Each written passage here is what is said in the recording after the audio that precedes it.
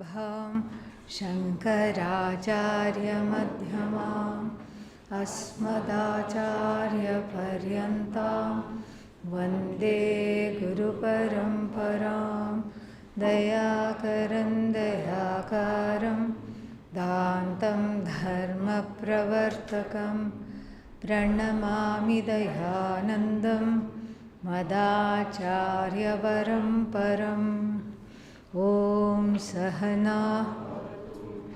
सहनौ भुनक्तु सह वीर्यं करवावहै तेजस्विनावधीतमस्तु मा विद्विषावहै ॐ शान्ति शान्ति शान्तिः। ॐ भद्रं कर्णेभिः शृणुयामदेवाः भद्रं पश्येमाक्षभैर्यजत्राः स्थिरैरङ्गैः स्तुष्टुवागुंसस्तनूभिः व्यशेमदेवहितं यदायुः स्वस्ति न इन्द्रो वृद्धश्रवाः स्वस्ति नः पूषा विश्ववेदाः स्वस्ति नस्तार्क्ष्यो अरिष्टनेमिः स्वस्ति नो बृहस्पतिर्दधातु। ॐ शान्ति शान्ति शान्तिः। तस्मै सहोवाच पितामहश्च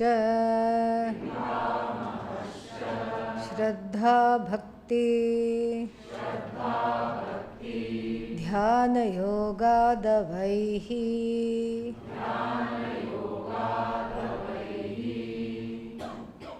We have seen at length what is Shraddha. We have also seen how this Shraddha undergoes. First, there is an automatic Shraddha powered by helplessness. Automatic trust that goes along with helplessness. And we have also seen as a result of this Shraddha, the baby, the small baby, helpless, tiny, vulnerable, can be taken care of. And this total trust going along with total helplessness runs into the risk of first having a positive transference where the young mind sees the primary caregivers as gods. Mother is God, father is God, because they know everything, they do everything. Without them I can't be alive. They are the one who brought me into this world. That's what the baby thinks. And then, after the honeymoon period is over, what happens? The scales of subjectivity drop from the child's eyes, undergoing a loss of Shraddha. But then, it's not just a loss of Shraddha, it is quickly replaced by Ashobhana Adhyasa, a negative transference, which gives the child the message which is well taken into adulthood. What is the message? That I should not trust anybody. Where? Anywhere. When? At any time. No one is trustworthy. I have to put a lock on my heart and throw away the key. And this is how I have to survive, because the world is full of big bad people, and therefore I must not be vulnerable. I must not trust. I have to have hard calluses. And it's a dog eat dog world. Everybody is ready to eat everybody up. There is so much competition. Everybody has to watch out for themselves. Who is going to watch out for me? Nobody. This is how the person who comes to Vedanta is like, with very, very few exceptions. Very, very few exceptions. Everybody is like that. Unwilling and unable to trust, and unwilling and unable to be vulnerable, and we don't even know the spelling of Shraddha, we don't know how to trust. And here is an entire body of knowledge which is completely based on trust. You see the difficulty here? Do you see that? Do you see the paradox? Here is the person who doesn't know how to trust, will not trust, cannot trust, and has become some kind of a self-made person without needing or wanting to take help from anybody. It has become a DIY culture. What is DIY? If you see a book in the shop saying DIY Vedanta, please do not buy. You are wasting your money. Okay? So this is the DIY culture. The whole culture is do it yourself, do it yourself, do it yourself. All me, myself, I am the one who is doing it. But here, as I said, Vedanta is not something to catch. Or it has to catch you. You have to undergo that change. And therefore, this Shraddha has to be recultivated from a place of objectivity. So therefore, you see, Vairagya, Viveka, Shraddha all go together. It has to be a dispassionate Shraddha, knowing that this entire body of knowledge rests on my trust. The greater my trust, the greater the chances of sloughing off this skin of ignorance, like a snake. You take off that skin of ignorance. Why? Because I am what? I am very, very wanting this knowledge, and I need this trust. The greater the trust, the easier the journey of Vedanta is for oneself. And so this trust has to be cultivated. Who is cultivating the trust? The trusting one or the untrusting one? Untrusting one. So for the one who has worked so hard to not trust, all the life, the MO, the modus operandi has been to not trust, not trust, not trust, distrust, distrust, distrust, distrust. And then suddenly I am told, you need to trust. How will that happen? How will that happen? How is that even possible? Who is the one not trusting? Me. Who is the one asked to trust? Me. There is a kartru karma virodha, a subject-object problem here. Contradiction. So therefore, I cannot bring out this change myself. I am an untrusting fool. I am here and I feel like I have achieved a lot of things, only to find out I don't know anything, and whatever I have achieved is like dust, useless. Useless in making me happy, useless in keeping me happy, useless in letting go of the notions of limitations centered on myself, useless in the sense of interpersonal skills, useless in forming goals, useless in emotional maturity, useless, in other words, for the pursuit of moksha. So whatever I have achieved has gone and bitten the dust. It is no longer of use. And then now this new pramana is coming in the form of Shabda, the words of the Shastra handled by the teacher, and I have to cultivate trust with regard to that. How am I going to do this? Tell me. Not possible. I need help. Who should I go for help? Another person. And is that person trusting or untrusting? Because this is a civilizational disease. Yeah. Ashraddha is a civilizational disease. It's the disease that is universal disease. No one is exempt.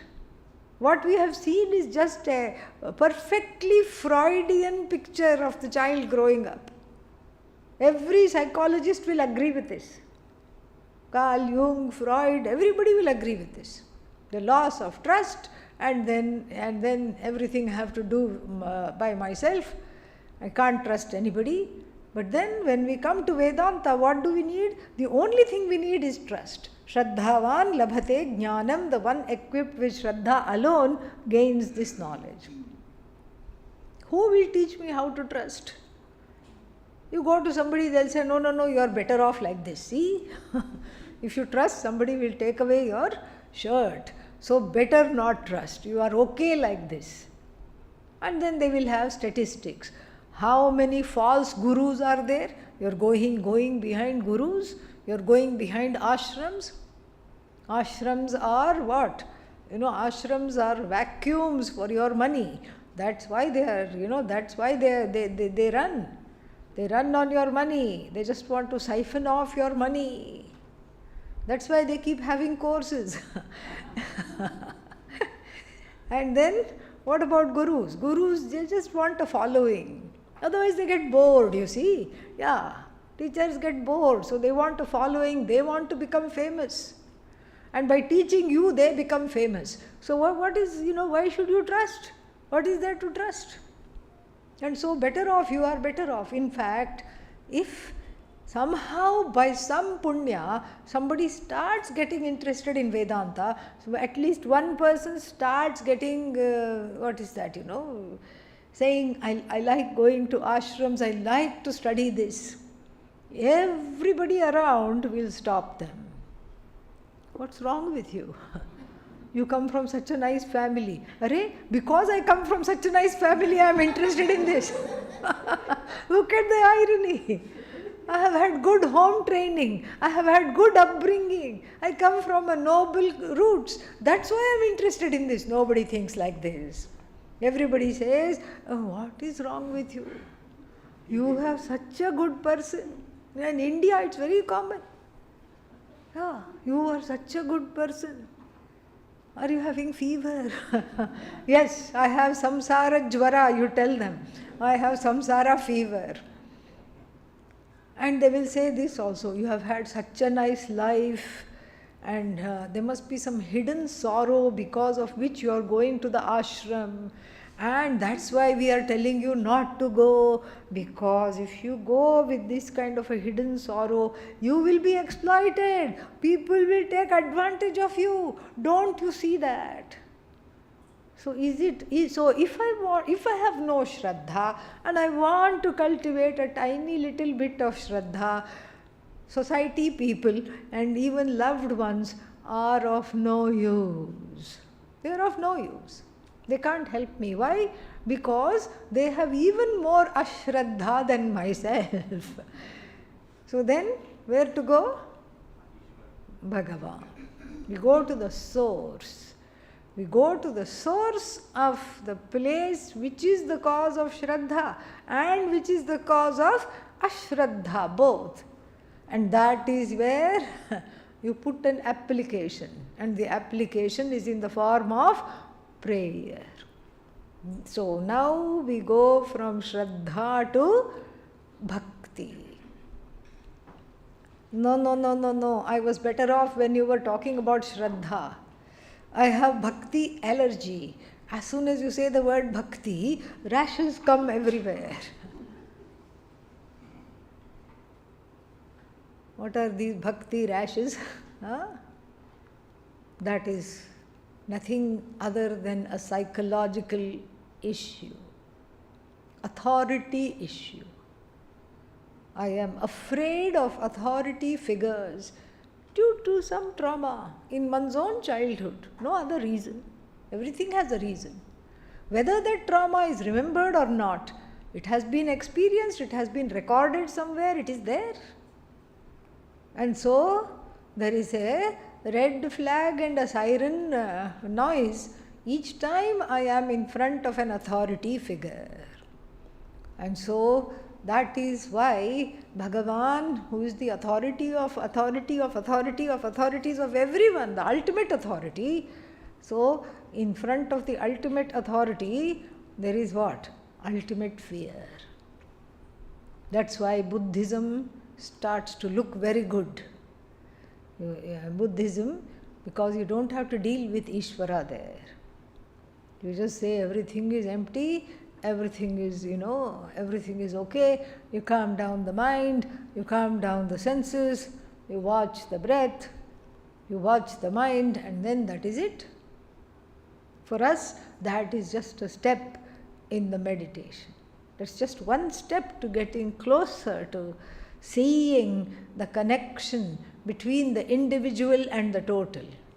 For us, that's a preparatory step. We also do all that. We also watch the body, we also watch the breath, we also watch the mind. Those are very important steps. But Buddhism becomes very famous, especially in the West, because this authority issue, it's an easy way out to not deal with this Ishvara. Because who is this Ishvara? I know not, I don't know. And when you do the, shoulder like this, what does it mean? I don't know, and I don't care to find out either. Ishvara, Shmishvara, who doesn't matter. Because there is a deep fear. And so bhakti becomes difficult, especially if one has not grown up in the culture. If you have grown up in the culture, that in any culture that emphasizes worship, then as a child one kind of learns and just follows what the parents are doing without much understanding in the beginning. And then later, there will be plenty of time to ask questions. Why do we do this? Why not this? How do we do it like this? And why not that? And then asking those questions brings it all back to a form of self-study, the study of the self. So then, when bhakti is not there, it has to also be cultivated. Now, why am I cultivating bhakti? In order to cultivate Shraddha. Why am I cultivating Shraddha? So that I can see the Veda as a means of knowledge that speaks to me. So that I can see the pramanyam of the Veda, I can see the Veda as a pramana. Why do I need to see the Veda as a pramana? Because upon that is hinging my freedom. Do you see the connection now? Each thing is very much connected to the other. So bhakti, as I said in the beginning, it's like this scary Bhagavan somewhere. That's why I brought in the Shri Rudram. Om Namo Bhagavate Rudraya Namaste Rudramanyava Utota Ishave Namaha Namaste Astu Dhanvane Bahubhyam Utate Namaha Yata Ishu Shivatama Shivam Babhuvate Dhanuhu Shiva Sharavyayata Vatayano Rudramridaya. It's all an appeasement. The first Anuvaka is an Anuvaka. Anuvaka means chapter. The first chapter of the 11 chapters of the Sri Rudram is all a treatise of appeasement. Don't come near me. And look what big arms you have. Look what big eyes you have. Look what a big bow you have. Look at these big arrows. And oh no, you are sharpening the arrow. And you're dipping it. Let me see what you're dipping it in. Oh, it's a little, what should I say? A tub called Sanchita Karma. You're dipping it in karma. This karma dipped arrow is being directed against who? Me. Nobody else. Me. And therefore, I'm afraid of karma phala. Karma, whose karma is it? Huh? My own karma, it's not the neighbor's karma I'm getting. But I'm still afraid because I cannot tell the karma when to come. I cannot say, oh karma, oh bad karma, please come during the break between 1 3-month course and the starting of the next 3 months course. There is 1 month gap. That time, karma in the form of sickness, please come at that time. Karma in the form of difficulties, please come at that time. Can I engineer the karma like that? No, it's completely out of my hands, and I resent the fact that every jiva has a mild resentment. Who is this Ishvara who is wielding my karma phala? Why? It's my karma, so I should be able to control when it is unleashed. But no, I didn't ask for this body. I didn't ask to be born. I didn't, much less I asked for the place of birth which I have. Much less I asked for my parentage. Much less I asked for all the things that have come in my life. Who is this Ishvara to engineer my karma? Karmadhyakshaha, Shvetashvatara Upanishad says, the one who is sitting on the chest of everybody's karma, a treasure chest of punya papa, upon which Bhagavan is sitting and dispensing the karma phala data.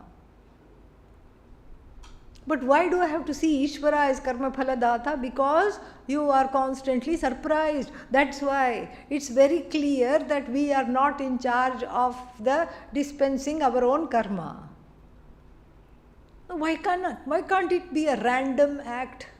Randomly I got sick. Randomly I got into an accident. Randomly I did this.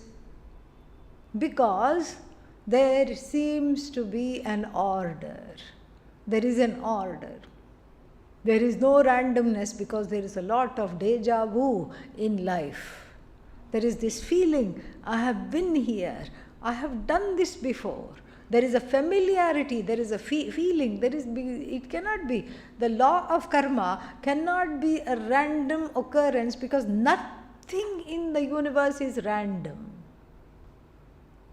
Bhishasmad vatah pavate, bhishodeti suryah, bhishasmad agnischendrascha, mrityurdhavati panchama iti. It's as though out of fear of this order, the wind blows. It's as though out of the fear of the order, day and night come. Udeti Suryaha. The sun rises and sets. It's as though out of respect for this order, Indra, Agni, Vayu, all the celestials do their work. And then Mrityu. Who is Mrityu? Yama. Yama, who makes everyone jump and everyone run, runs out of respect for which order? If everything is orderly, doesn't make sense that only my karma is disorderly. It cannot be random. Nothing is random in the universe. Everything is in place. Everything is connected to every other thing through the cause-effect chain. It's all an intricate, miraculous creation. In fact, it's better to say it's a manifestation. Creation means we bring in a certain subtle duality. But the creation is a manifestation of Ishvara. Every order is a manifestation of Ishvara. And I am not a physicist, one can say. I am not a botanist. I don't know about those orders. But I do have to know about the orders that affect me. What is the order that affects me? Karma. Definitely I see its workings in every day. I do need to know this order. I do need to know Bhagavan in the form of the karmic order. But that is a very big leap. First I have to see Bhagavan as the one who is releasing the arrows of karma against me. Karma phala data. This is the first level, and it is scary. One has to go through this fear. And then when I see Bhagavan as giving me the fruits of my karma, I am thinking of what? What is the first thing that comes to mind? I did something wrong when I was 4 and the mother said, go stand near the door. No chocolate for you. Bad boy, bad girl. Why did you do this? So karma also feels like what? Punishment. It feels like a punishment because there is no trust in my heart. There is no bhakti. There is no shraddha.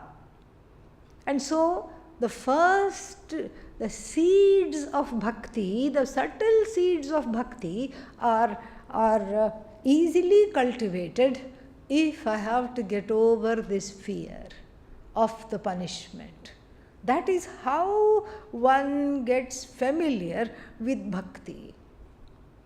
Because one can be taught very easily. Look, why is that difficulty happening? Why is that karma dipped arrow coming at you? Because of whatever you did in the last life, one can be told. How to ward that off? Unleash new karma. That karma is papa, bad karma. You unleash good karma. Every karma has two kinds of effects. One is called drishtaphala, immediate effect. Immediate effect. You bash somebody up, give them a slap, and then what? Their cheek swells up like idli. Okay, immediate effect. And then there is adrishta, invisible, or a effect that is kept in abeyance for some time. 3 days later, you get a lawyer's notice, they have put a case on you. Okay? So this is adrishta. Drishtaphala, adrishtaphala, every karma has. So what is coming right now is adrishta from previous lives or even from this life, we don't know. So therefore, to counter that adrishta, I put in more adrishta now. This adrishta that is generated right now goes and tackles that adrishta. Yes, Rudra has unleashed an arrow of my karma. Guess what? I also am not free of arsenal. I too have an arrow of what? New karma. Punya karma, this arrow goes and strikes that arrow and makes it confused and lose the way.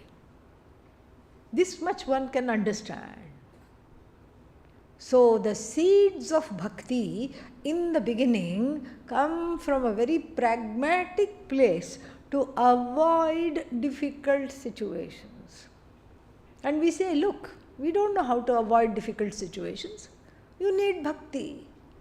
You need to go to the source.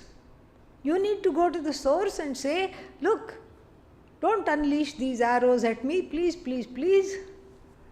And that itself becomes a new arrow. That itself becomes karma phala.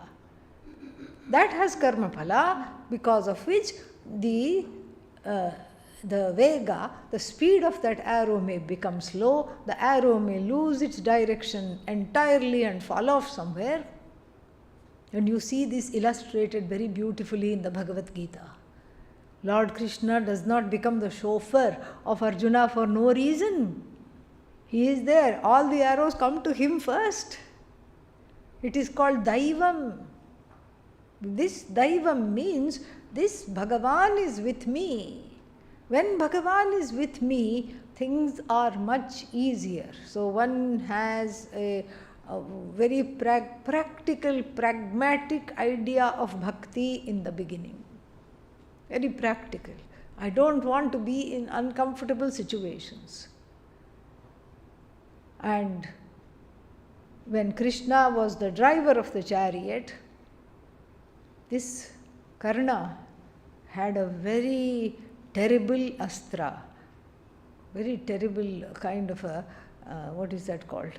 Something you throw, a weapon. What was its name? Nagastra.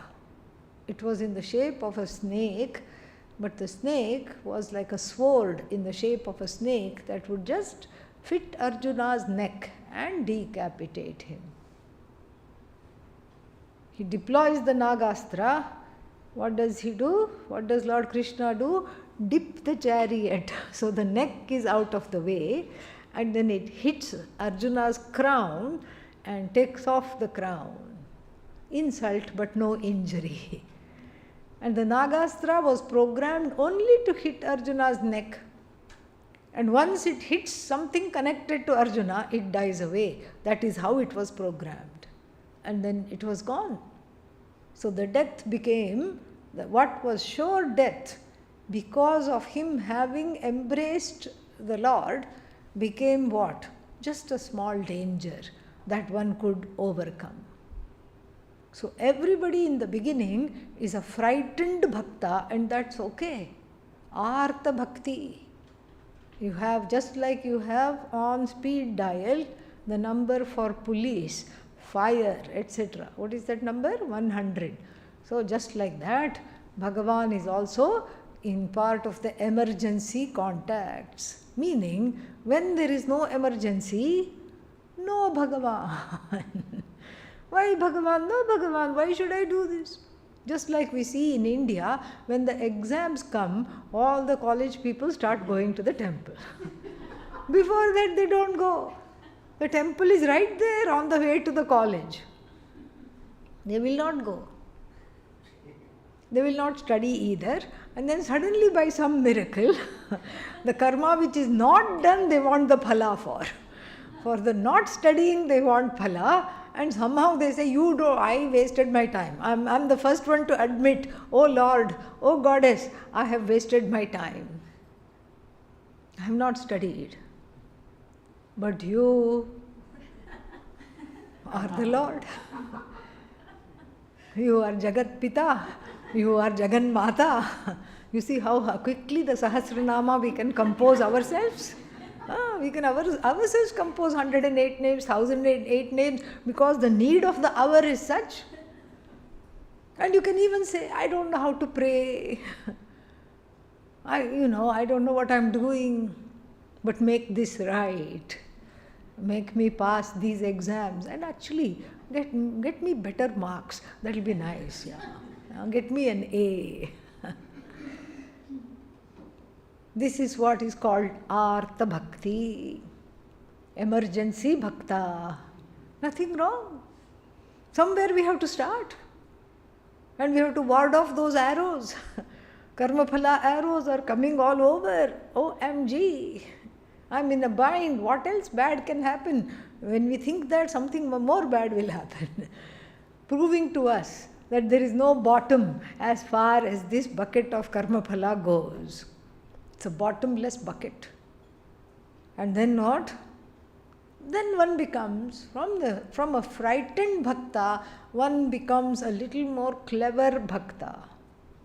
In India, there are many such clever bhaktas. What does the clever bhakta do?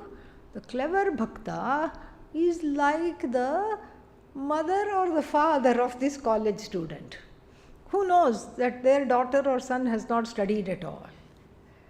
They too will go to the temple and say, Hey Bhagavati, oh Goddess, make this idiot pass the exam. I will give you a silk sari full of gold border. Is Bhagavati waiting for this silk sari with gold border? Tell me the truth. No. See, it's not easy being Bhagavan. What all you have to listen to. Think about it. All the things you have to listen to. This kind of things people talk. And the fellow prays, Tan, man, dhan, sab kuch tera hai. Kuch nahi mera. My life is yours, my wealth is yours, my body is yours. Vishnu has to listen to this prayer. And Lakshmi nudges him and says, wait a minute, didn't he offer all this yesterday? If he offered this yesterday, what is left to offer today? Don't take them seriously. Calm down, Vishnu says. This is how it is. And so, this also is a valid bhakti. An exchange, kind of an exchange. You give me what you want, what I want, and I'll give you what you think, what I think you may want. Which is not at all what Bhagavan wants. What does Bhagavan want? Nothing. That's the answer. Bhagavan Krishna, this is turning out to be Bhagavad Gita class, but it doesn't matter. So, Bhagavan Krishna himself says in the 22nd verse of the 3rd chapter, Na anavaptam avaptavyam. There's nothing that is not gained that I have to gain. I don't want anything. That's why the Bhagavan is called Bhagavan. No want. Samastam Vairagyam. There is Samagram Vairagyam. There is complete total dispassion. There is no want at all.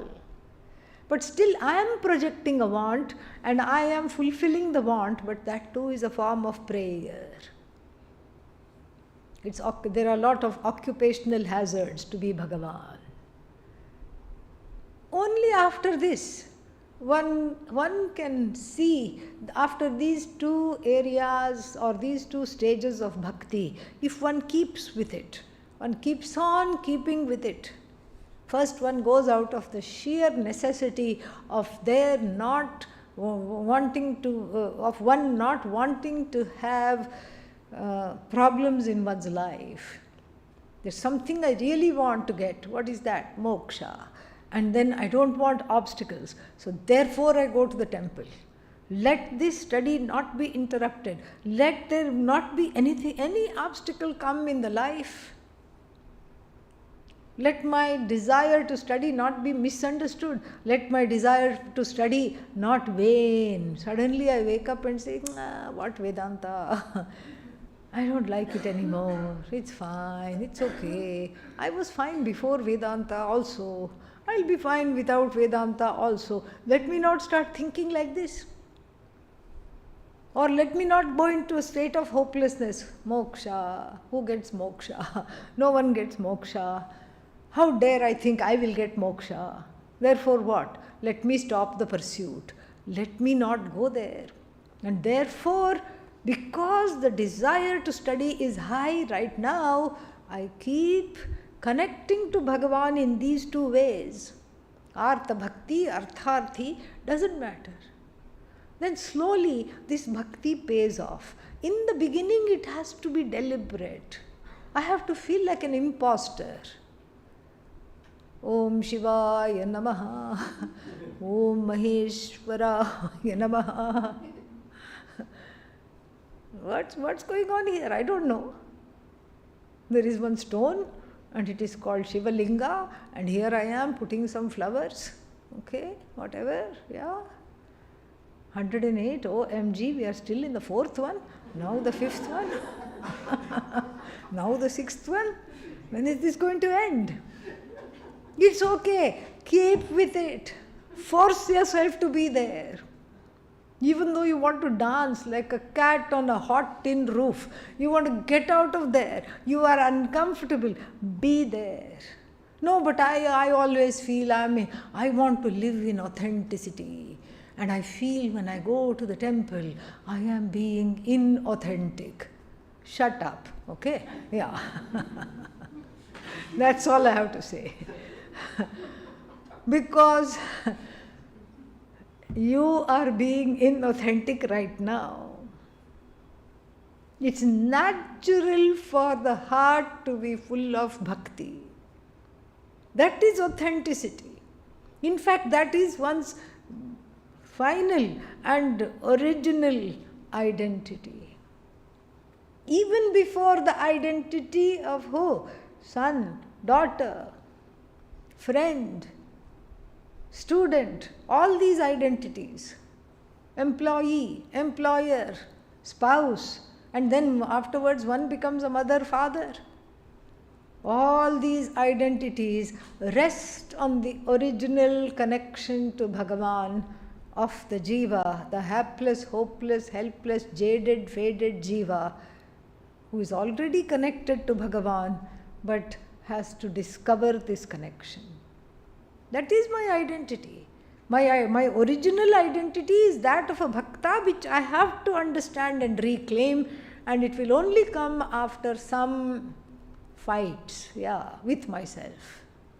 I'm fighting this bhakti off because I don't want to be overpowered, the ahankara says. I'm fighting this bhakti off because I don't want to be taken away, and then what will happen to my smallness? At least I have this smallness. Don't take this smallness away. I have a few things to call my own. I have my opinions. I have my resistance. If you take away my resistance, what will happen? Travesty will happen. Something will descend upon me. Don't take this away. Ahankara holds on. That's why deliberately I make it a habit to put myself in places where bhakti is. I keep putting myself in situations of bhakti. Even though I feel like I'm faking it. Because only when you fake it, you make it. This was Pujya Swamiji's favorite expression.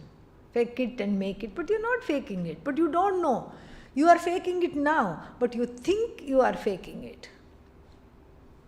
So the Artha Bhakti and the Artharthi Bhakti culminates into a very beautiful song.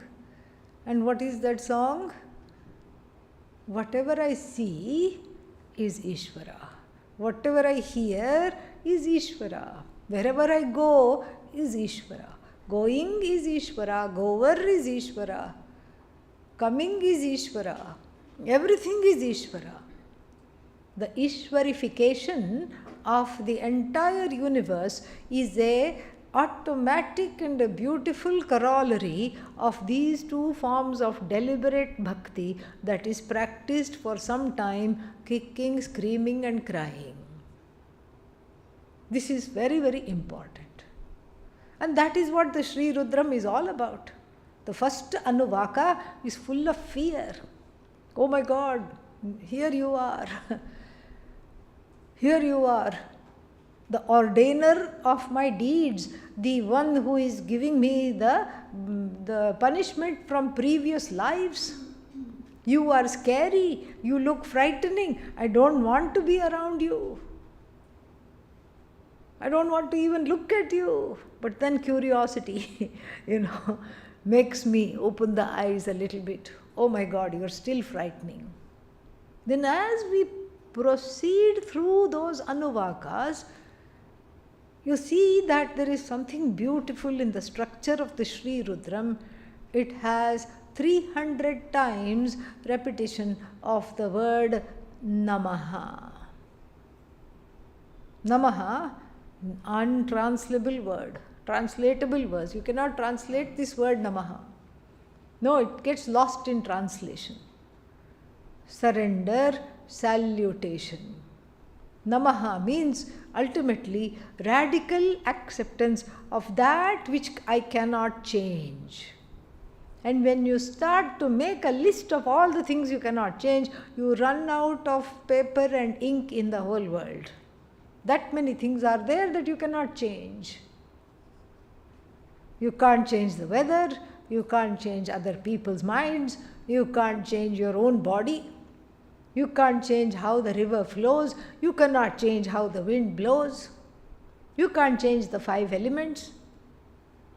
You can't change the trees. You can't change anything.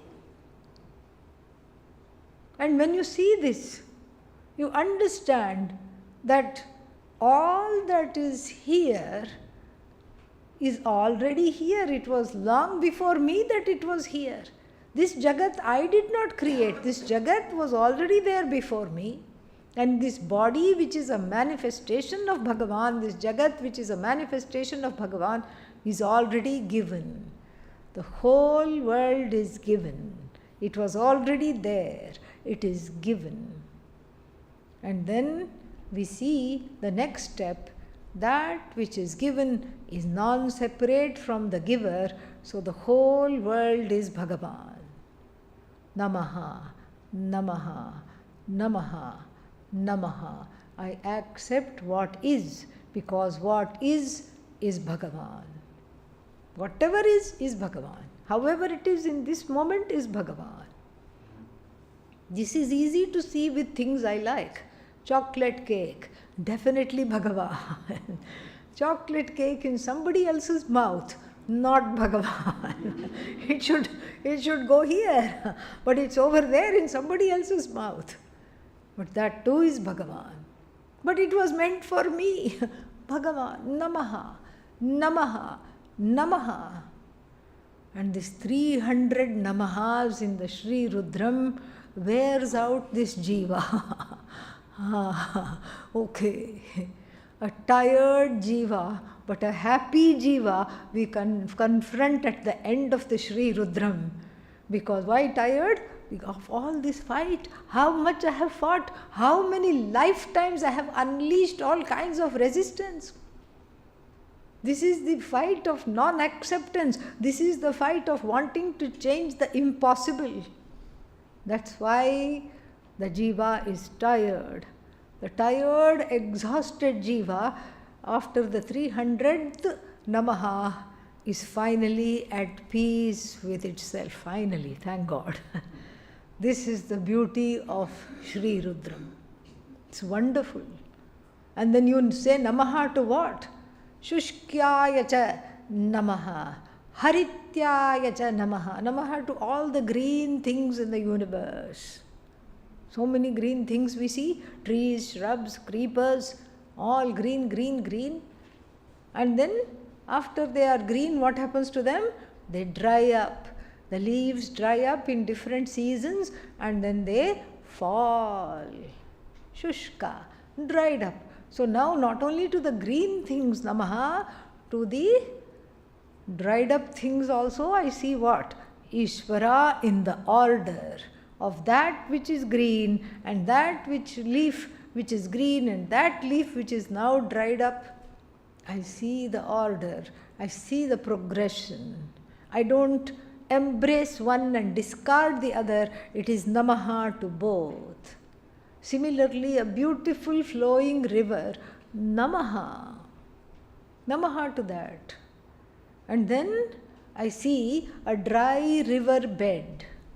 God only knows what happened, literally. How did the water dry away? Was there climate change?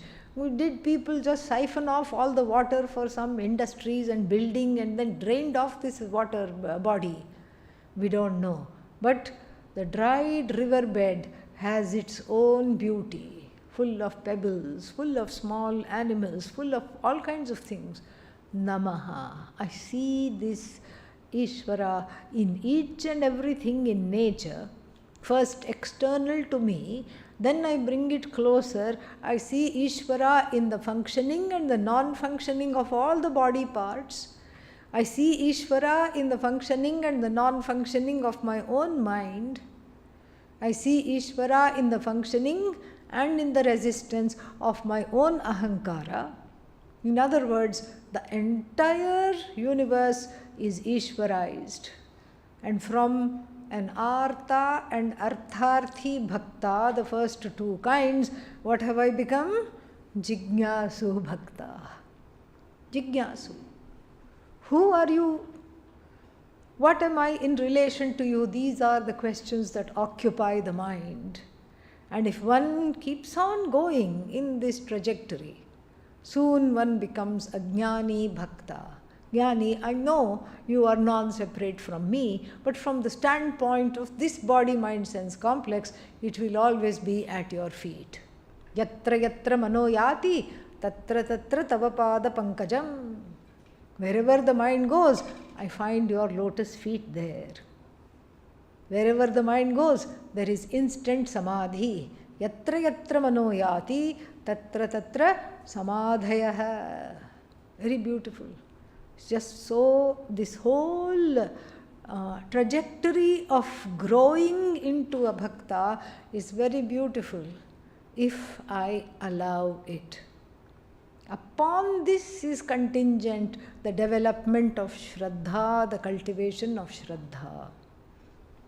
Because I have to have, and again on a very practical level, I have to have a place to take my disappointments. And along with the disappointments is what? Distrust. I have to get to the place of some altar of surrender. An altar of surrender where I say, I am supposed to have Shraddha, I don't even know how to spell it. I'm going to put all the distrust at this altar, which I am imagining, visualizing to be the feet of Ishvara. I'm putting everything at this altar. So, the ashraddha, the lack of shraddha is at the altar. What is the altar? all Shraddha. So the altar which is limitless Shraddha becomes the receptacle for my small Ashraddha, for my small distrust. My small distrust I offer in the fire of that which is all trust. What happens to the distrust now? It's gone. It's no longer my distrust. It's not my problem. I have given it away. It's gone. It is subsumed in the limitless. In the altar that is limitless, whatever I offer is limited. My finite disappointment, my finite Shraddha, my finite questioning, my finite despair, my finite hopelessness, my finite fear, my finite sorrow, I offer at the altar that is infinite. When the limited offers to the limitless, the only thing that is left is limitless. The limited is gone. That's why this is the Drishtaphala of puja, bhajans, worship. There is an immersive experience. The subject-object separation is not there. It is gone. Poof, magic. It's gone. And I need a place to take my disappointments. The distrust that started centered on the local mother and the father has now to be resolved in the discovery of the mother and the father of the universe. That is the journey of this jiva. The distress was at the local mother and the father level, but then I place this by discovering the mother and the father of the universe. Jagataf pitarau vande Parvati Parameshwarau. I pray, I surrender, I worship the parents of the universe, Parvati and Parameshwara. Very beautiful. Kalidasa's couplet when he composes the Raghu Vamsha, that is the Mangalacharana there. Very beautiful opening prayer. So this is what I have to understand.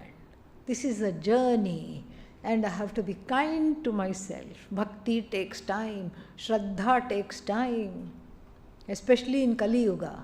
In Kali Yuga, it is said, don't even bother with Vedanta, somebody said. Kalau kalmasha chittanam papadravya upajivinam vidhi something vidhi nisheda vihinanam harer namaiva kevalam. Only take the name of Hari.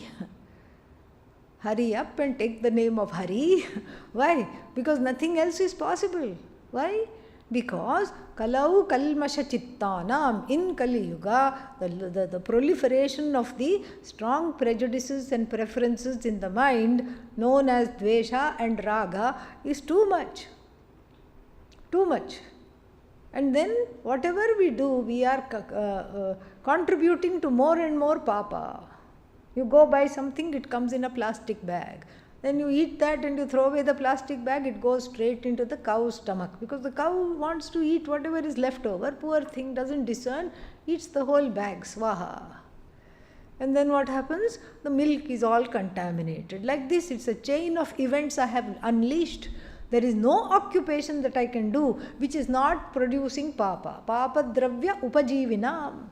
Dravya means all the materials that are used in my everyday life is full of papa, and my livelihood is also full of papa. The money I earn is full of papa. Vidhi kriya vihinanam. So I don't know what is vidhi. I don't know how to do something. I don't know how not to do something. Prescribed things I don't know how to do. And that which is not prescribed I don't know how to stay away from. So Vedanta will not help such a person.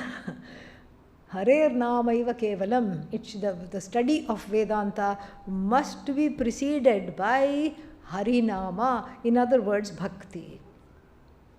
Without Bhakti, there is no Mukti.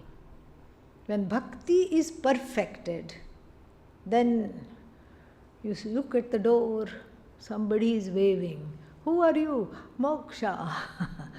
Moksho dvari lelayate bahihi, somebody said.